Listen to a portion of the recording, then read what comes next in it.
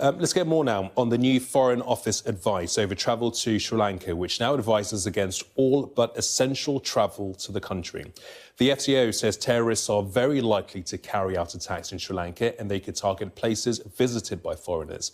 The new advice comes after the attacks on hotels and churches on Easter Sunday, which killed more than 350 people, including 8 Britons. Well, join me now from Oxford is travel safety expert Lloyd Fiends. Lloyd, thanks for talking to us. Just spell out, if you will, what exactly the Foreign Office means when it warns against all but essential travel to Sri Lanka. Well, this is actually a little bit of a problem, Gamal, because of the fact that if you look at that advice, it's actually quite woolly, because different people would have different takes on what is essential travel. So somebody whose family have been affected by the tragic events recently in Sri Lanka would think that going out to be with their family in Sri Lanka is essential travel.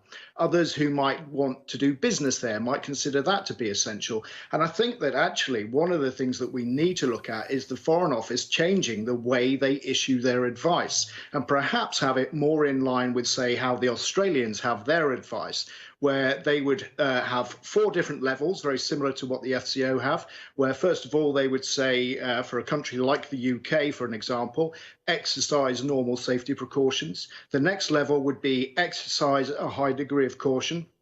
The third level, which is the one really the FCO have gone to now, is reconsider your need to travel. And I think that when you're saying that as a government, that you as a citizen of that country need to reconsider your need to travel, it's a much more defined piece of advice rather than all but essential travel. And the final one the Australians would have would be do not travel to those countries where it is clearly very unsafe to do so. Yeah, we are where we are with the situation in Sri Lanka. So, I mean, ultimately, you're saying, is it a personal judgment call?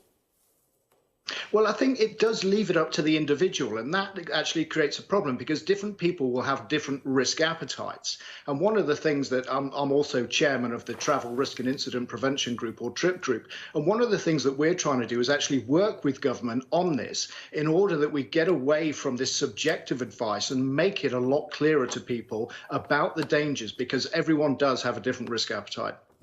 I'm just looking at the statement from Jeremy Hunt, the Foreign Secretary. He says, our hope is that it will be possible to change this when the current security operation has concluded. My first priority will always be the security of British citizens living and travelling abroad. I mean, I guess the problem is we don't know how long it will be before that advice is changed. I mean, looking at past experiences and scenarios, the terror attack in Tunisia in 2015, I mean, what can we learn from that, for example? Well, I think that what we can learn from that is the reaction to the incident in Sousse was actually quite slow, in the respect that, you know, we'd had the Bardo Museum attack just months before the tragedy unfolded on the beach in Sousse.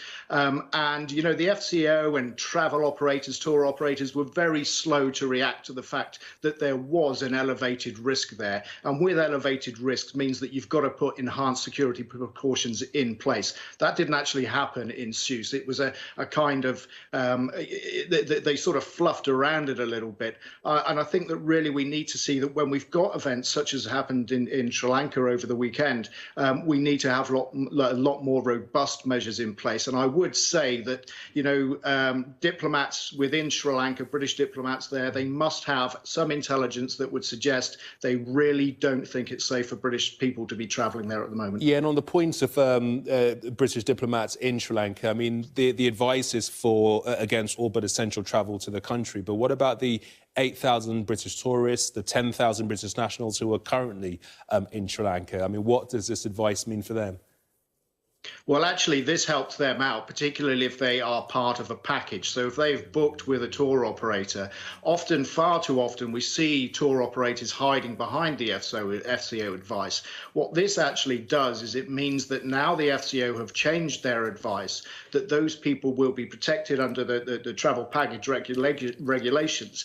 and that those tourists will now have a lot more rights in getting repatriated, returned to the UK if that's what they wish to do, or if they've already booked a holiday to Sri Lanka and they no longer want to go, and quite understandably, that they will now be in a much stronger position to either get a refund or to get their holiday transferred to a different destination. OK, Lloyd, very interesting talking to you. Thank you for your time. Thanks.